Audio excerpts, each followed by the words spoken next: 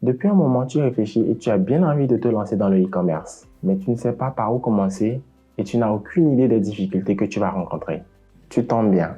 Aujourd'hui, je vais te donner les 7 choses que tu dois savoir avant de te lancer.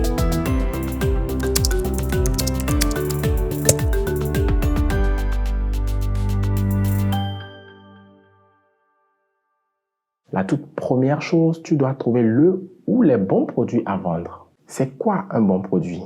Un bon produit est une solution à un problème que beaucoup de gens sont prêts à payer pour qu'il soit résolu. Exemple, une montre. On s'achète une montre pour résoudre un ou plusieurs problèmes. Connaître l'heure, paraître chic ou bien même montrer que l'on appartient à une certaine catégorie sociale. Ta maîtrise de ton produit et surtout du problème qu'il résout te permettra de mieux le vendre. Financièrement, un bon produit est un produit avec une marge minimale de 25 à 30%. Bien sûr, tout dépend de ton secteur d'activité. Mais garde à l'esprit que si tu veux vendre des produits à faible marge, c'est-à-dire de 5 à 15%, et que si tu souhaites vivre de cette activité, il te faudra faire du volume. Et je peux t'assurer que ce n'est pas du tout évident la première année. La deuxième chose qu'il faut que tu saches, c'est connaître ton client. Mais comme on dit chez nous, on n'utilise pas une canne à pêche pour chasser un lion. Tu dois absolument comprendre et connaître ton client cible comme si vous étiez de la même famille. Qu'aime-t-il? Comment vit-il? Est-il étudiant? Est-il entrepreneur? Est-il employé? Bref, en marketing, on appelle cela faire le persona de sa cible. L'objectif, c'est de comprendre les motivations profondes de ta cible. Ce n'est pas pour rien que certaines personnes achètent des montres à 5 000 francs et d'autres à 10 millions, chacun avec sa motivation.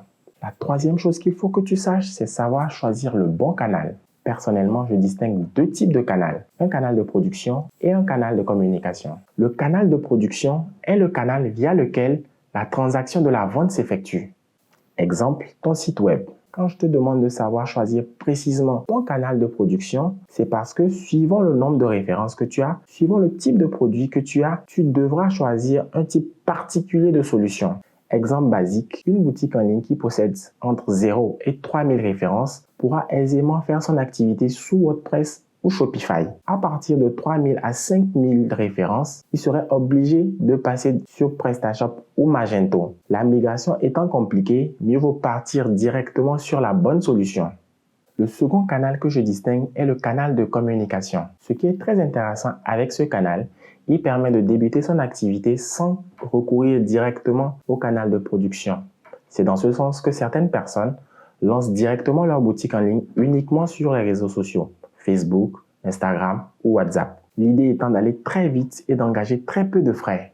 Vendre à long terme uniquement sur ces canaux de communication a ses limites. Sur WhatsApp, notre portée est limitée au nombre de nos contacts et sur Facebook, on est obligé de booster perpétuellement. En résumé, tu dois savoir choisir ton canal de communication parce que c'est grâce à ce moyen que tu communiques avec ton client. Si tu choisis le mauvais canal, tu n'atteindras pas ta cible ou au meilleur des cas, tu l'atteindras difficilement.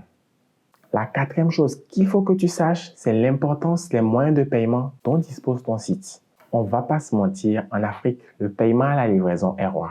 Et tu dois être capable de proposer d'autres moyens de paiement. Visa, Mastercard, Orange Money, Tigo Cash, il en va de ton intérêt. Le paiement en ligne ou à distance a deux intérêts. Un intérêt sécuritaire, l'argent ne circule plus de main à main, mais plutôt de compte à compte. Ensuite, un intérêt commercial. Avec les paiements en ligne ou à distance, le taux de commande annulé diminue drastiquement. La cinquième chose qu'il faut que tu saches est que la logistique est le nerf du e-commerce. En Afrique, les consommateurs de l'e-commerce sont très exigeants. Une commande livrée en mauvais état est annulée. Une commande livrée tardivement est annulée. Donc, tu dois savoir vite livrer, bien livrer et à bas coût. La sixième chose qu'il faut que tu saches, c'est l'importance du service client. Dans le commerce traditionnel, on a pour habitude de dire qu'un client insatisfait, on parle à 10 personnes. Mais sur Internet, un client insatisfait, c'est 100, 1000, 10 000 personnes qui sont au courant.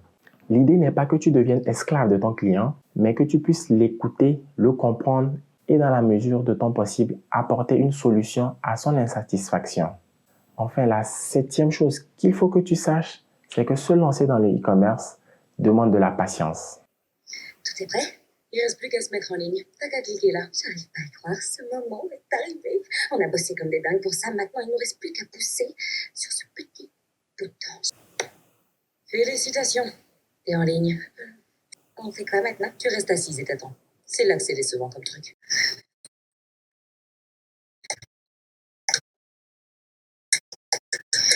En 2 temps, 3 mouvements, tu as créé ton site, lancé 1 ou 2 campagnes Facebook et tu t'attends à recevoir des notifications de commandes. Il te faut beaucoup de patience pour trouver les bons produits. Il te faut beaucoup de patience pour optimiser ton site. Il te faut beaucoup de patience pour optimiser ton tunnel de conversion.